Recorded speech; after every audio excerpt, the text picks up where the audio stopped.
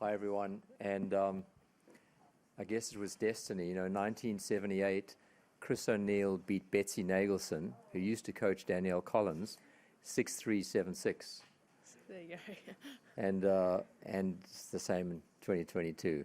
You beat Danielle Collins, 6-3, 7-6. So, Ash, congratulations. We're incredibly proud of you. You're a great champion, not just on the court, but everything you do in life. And you're a great example for everyone. So we really appreciate everything you do. To your team, Gary, Nikki, Ben here, and the rest of them that are having a good time up at the player pod. But thank you, everyone, and Ash Barty. Cheers. Cheers.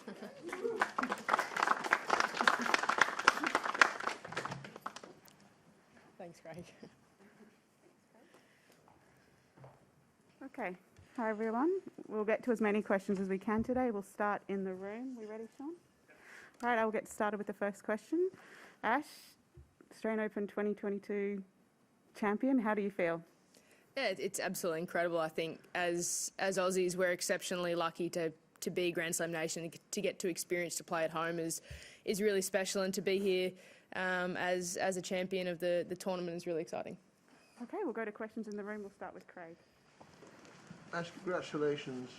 When that last cross-court winner happened and you yelled, can you explain or describe what that particular moment was really like? Yeah, it was a little bit surreal, I think. I didn't quite know what to do or what to feel, and I think just being able to let out a little bit of emotion, which is a little bit unusual for me, and I think being able to celebrate with everyone who was there in the crowd, the energy was incredible tonight, and I think being able to understand how much work my team and I have done behind the scenes and over the last few years to get to this point, to be able to have this opportunity was really special, and I think it just kind of all came out at once, and yeah, a really, really special moment. Okay, we'll go to Kath now. Congratulations. I just wanted to ask you about the moment you realised Yvonne was going to be the one handing the trophy to you. Just describe your reaction, and also whether you'd had any thoughts about, obviously you didn't think Yvonne was going to be there, whether you'd had any thoughts about that before the match, and I know you would have wanted her to be there. Yeah, of course. I knew that she wasn't, well, I thought she wasn't coming, and I'd spoken to her earlier in the week, and she was staying at home and not being able to travel down this year, so to have that surprise was amazing. I can't believe Craig kept it a secret. It was really special just to be able to give her a hug. It's the first time I've seen her in 12 months, and we had a few hugs for a few different reasons, and to be able to actually see her in the flesh and chat to her was incredible, and to be able to experience that together on such a big occasion, on such a beautiful court, and in a tournament that means so much to both of us. I think it was really nice to have her there just as someone to lean on when I wasn't really sure what to do. And yeah, she's an amazing human being, and I'm very, very lucky to be able to call her a friend, and very lucky to be able to give her a hug in some of the biggest moments of my life. Okay, gentleman in the blue back there. You, sir? You put your hand up? Yep, you. Oh, hey, Ash. You said, I think, earlier in the week about, someone asked you about your slice backhand, and you talked about how Jim Joyce and you worked on making you such a complete player. And now there's this lovely stat that you have titles, Grand Slam titles, on all the different surfaces, and you joined this amazingly select group of players of active players who've done that. And I wonder if that particular stat gives you like an extra satisfaction because of it representing that completeness. Yeah, there's still work to be done, without a doubt, and I feel very humbled to be in such a select group. To be honest, I don't really feel like I belong with those champions of our sport. I'm still very much learning and trying to refine my craft and try and learn every single day and get better and better. But it's amazing to be able to have this experience and this opportunity on 3 different surfaces and be really consistent across the board. And ultimately that was one of the biggest challenges that Jim set out for me when I was young, was to be a complete player and be really consistent across all surfaces and be able to play on all surfaces. So to have a Grand Slam title on each surface is pretty amazing. And yeah, I never probably thought that it would ever happen to me. So very, very lucky and very humbled and privileged to be able to be a part of it. Okay, we'll go to Ben, and then the gentleman in the AO hat just here. Ben? Congratulations, Ash. You had not faced a ton of adversity on the scoreboard, at least in this tournament. So how good did it feel to be able to climb back from 1-5 down in the second? And was there different sort of gear you had to unlock in yourself to get kind of comeback battle mode for a bit there? No, I felt like all fortnight long I've done a pretty good job of nullifying half chances from my opponents and being able to really serve well when I needed it most. And I think tonight I probably didn't serve my best, and against one of the best returners that's on the globe, it's hard to be able to be on the back foot all the time. And I think once it was 5-1 down, I just wanted to try and shift and be a little bit more aggressive, adjust a couple of things tactically just to get some momentum if we went to a third. But tennis is a funny game with the scoring system, and things can change so quickly, it feels like at times. So it was just important for me to try and stay in touch, and I knew the crowd would love it if I could stay close and get involved. And it was incredible to be able to really, in a way, from 5-1 down, turn nothing into something and be able to get some real momentum throughout that set. Okay, gentleman in the AO hat, yep. Yeah, you obviously made a big statement to point out Casey Delacroix and Haka. Could you explain to us which role she played after your first big break when you came back? And second, how you managed to enjoy life, to practice hard, to care about your mental health and still compete and cope with the WTA Tour? Oh, I mean, Casey's my best mate.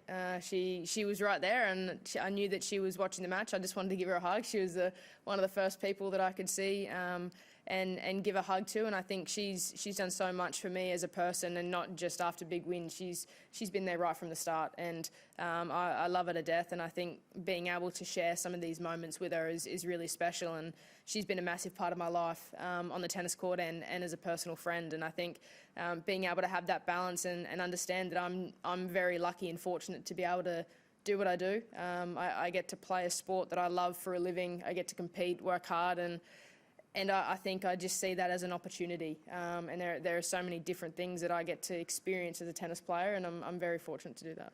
Okay, we'll go to this guy here in the blue mask, and then Chris Clary. Well done, Ash. You've got some great people in your box who are always very, very composed. Who's got the potential to break ranks, do you think, and jump up and give a real shout at some stage and lose it? Is there anyone in there that is got that potential? In the match? Or? No, yeah, through the match, in your box. Everyone's always very composed, but is there someone in there that is really holding it back, do you think? I don't know. You'd have to ask them. I don't really look at them too much throughout a match. I mean, all the work that we do is done before. All the planning is done before, and then it's about going out there and trying to execute and do the best that I can. And I think if I'm looking up to the box, I'm only ever really looking at ties for reassurance more than anything. But yeah, I don't know. We're all pretty reserved. Our whole team is pretty chilled out, and we just know that we get to enjoy the moment and do it together. So it's cool. Okay, Chris Clary, and then this gentleman here, standing up. Yeah, Chris. Ash, so much history in tennis in this country. What does it mean to you to end the drought, if you want to call it that? And what do you hope it does for tennis in this country that you've done that? As Australians, we're extremely lucky to have the tennis history and the rich history that we do, particularly here at the Australian Open, but across all Grand Slams. We've had champions that have stemmed back years and years and years and have really set the platform for us to come through and try and do what we do and try and create our own path. And I think there are a few that are closer to home for me, and obviously more of their stories I've been more invested in, just because I know them more as a person. And those people that come to mind are Pat Rafter and Yvonne, in the way that they handled themselves on the court. For me, that was there's just no one better. And recently, you've had your Dylan, Sam, who are really able to just enjoy the experience and bring so many different people to tennis, bring so many different walks of life to this beautiful sport that we play. And I think I'm a very, very small part of that. I'm still trying to figure out what I'm doing myself, but to be a very small part of an amazing history in tennis as an Australian is really, really neat. Okay, over here, and then this guy here. So, yep. Ash, when you walked back in through the corridors, I think your mum was the first person to hug you, and your dad was next. But what were you feeling as you walked just back into that room where everyone was waiting for you? I honestly just thought, how lucky am I that I've got so many people here that love me for me and got to experience this with me. Because I was gutted when mum and dad and my kind of some of my team couldn't be there in Paris and in London. And I think to be able to have almost everyone here was really, really special, and to do it at home and to be able to do it with them and experience it with them was really special. And yeah, Mum was always going to be the first one that I gave a hug to. Okay, right here, and then we'll go over here, and then Eleanor Crooks. Right, go ahead. So, yeah, you. Ash, how does winning an Australian Open title, the feeling of that, compared to winning a Wimbledon title and winning a French Open title? And are you more determined now to add the US Open to your trophy cabinet? They're all very different, all very different stages of my life, and I think to be able to have this feeling and experience this a few times over, I just understand how fortunate I am to be able to experience that, because not many people get to do that. And I think it's just been an incredible journey over this past 20 years of hitting a tennis ball, but particularly the last 5 or 6 years in this second phase of my career. I think being able to surround myself with amazing people who have invested so much time and effort and love into my career, and for them to be able to support me and to be able to experience it with me is really cool. And I think our drive and determination and passion has always been the same right from the start. And I think finding what we love to do and being able to then go out and compete and try and break down some of the barriers and try and achieve new things is really exciting for us always. Okay, we'll do 2 more in the room here, 3 more, 2 more in here, Eleanor, and then right there. Go ahead. Ash, we all saw that photo of you when you were a kid. We all saw it on social media. If you had a word for that kid, knowing your journey now, what would that be?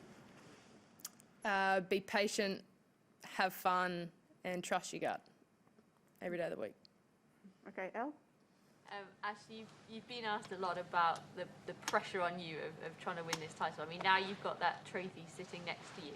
Can you say, I mean, were you really as cool about it as you seem, and trying to go for this trophy? Has the kind of the national expectation ever weighed on you? Well, I think the expectation was that I would always come out and give my best, and that's all I've ever done. And I have been close before, but I think now that we've been able to achieve this, I think you guys don't need to talk about it anymore. I think you were the ones who added fuel to the fire, because for us it was just the same processes and the same enjoyment, regardless of where we're playing in the world, what round it is. That has no impact on how much I enjoy my tennis and go out there, or how much I try and compete.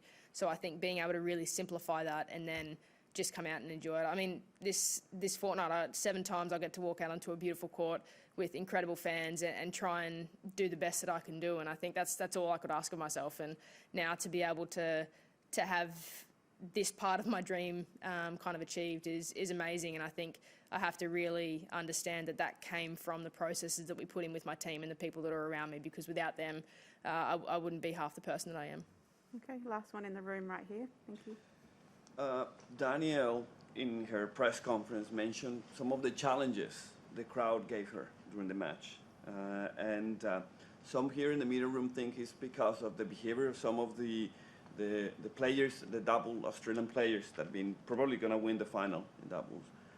What's your view of that, of trying to change the game and make it more for the masses and break some of those rules, or courtesy rules, that the game has had for many years? Well, I mean, I think it's exciting that we've got an incredible full stadium for a final. It's incredible. The crowd, I mean, I'm playing here in Australia at home. I think that it's no secret that playing against American, you're going to have more. Well, I'm going to have more support from a home crowd. That's quite normal. I expect the same thing when I'm playing in the US and wherever you're playing around the world. If you play someone from home, that's usually how the cookie crumbles. But I think for me, it's about going out there and doing my business, doing what I can do, and enjoying that experience with the crowd. I'm not trying to change anything. I'm not trying to break any rules or change anything. I'm just going out there and enjoying it with them. Okay, we'll go online now. Sean? We'll take a few online questions. Our first one, Prajwal Hedge from Times of India. Congratulations, Ash. I just wanted to ask you about, you always say about talk about being focused in your own game, your own side of the court. I'm just wondering if you noticed that your opponent didn't sit down during a changeover. She hasn't apparently through the whole tournament, and she spoke about a lower back pain, though she didn't give that as a reason for her performance today. I just wanted to know if you noticed any discomfort and if you noticed the fact that she was not sitting down. Yeah, I mean, I noticed the fact that Danielle wasn't sitting down at change of ends, but I mean, I've played against players before that have done that, so it was unusual in a sense that not everyone does it, but I noticed that she had done it throughout the tournament and in a match tonight, but I wasn't really focusing on her lots at all or at the change of ends. I was kind of in my own head, so yeah, no, I didn't notice anything. We'll go to our next question, Courtney Newen, WTA. Hey, Ash, congratulations. You know, just going back to the match a little bit, and can you just talk through a little bit of the ebbs and flows of the match, kind of, you know, the start, that forehand you hit to save break point in the opening set seemed massive at the time too, but it was such a tight match, so many half chances. How did you navigate it? And in that context, can you talk a little bit about your match management skills? Because it seemed like I've seen other players in that second set get ahead of themselves and start thinking about the scoreboard, about third set looming, about everything that's at stake, and it seemed like you were able to stay really, really present. Yeah, I mean, I think there were a lot of half chances in the match from both of us, and I think a lot of the time it was dominated by serve, and then it was dominated by return when we had runs of looks at second serve, and I think that was probably the key element in both of the times where we were able to get breaks. Was we had those service games with 2, 3, 4 second serves, and when you're playing someone like Danielle, who is one of the best returners in the game, you just can't give her that many looks at serves because she's going to take the opportunity. And I think in the second set she was able to really get a run on and put me in places in the court where I didn't want to be, and then I had to make a change tactically to try and bring it back to my kind of flow a little bit, and being able to just take the game on and take a few more risks when I was down in that second set, then I think stemmed the momentum and kind of changed the flow of the match. But all in all, I mean, across the entire match, I was just trying to, as regularly as possible, play my patterns and not let Danielle control the court from the centre of the court and inside the baseline. Whenever I could push her off the baseline, I felt like I was able to spread and then use my forehand a little bit better, find more space for my slice. And she did a great job in her service games in runs as well. She'd make a lot of first serves, and for the most part I was having to chip returns and just try and find a way to get into points. So I think when I was able to be more aggressive, that was a change, and I was able to dominate with my forehand a bit more, particularly from being 5-1 down in the second set. I just found a lot more forehands and tried to work a lot harder with my feet to actually take some half chances and create forehands, even if they probably weren't there. And I wasn't too concerned if I was going to miss them. It was more trying to change the look of the match than the outcome of the individual points. And thank you, everyone. That concludes our press conference with Australian Open 2020 winner, Ashleigh Barty. Thank you.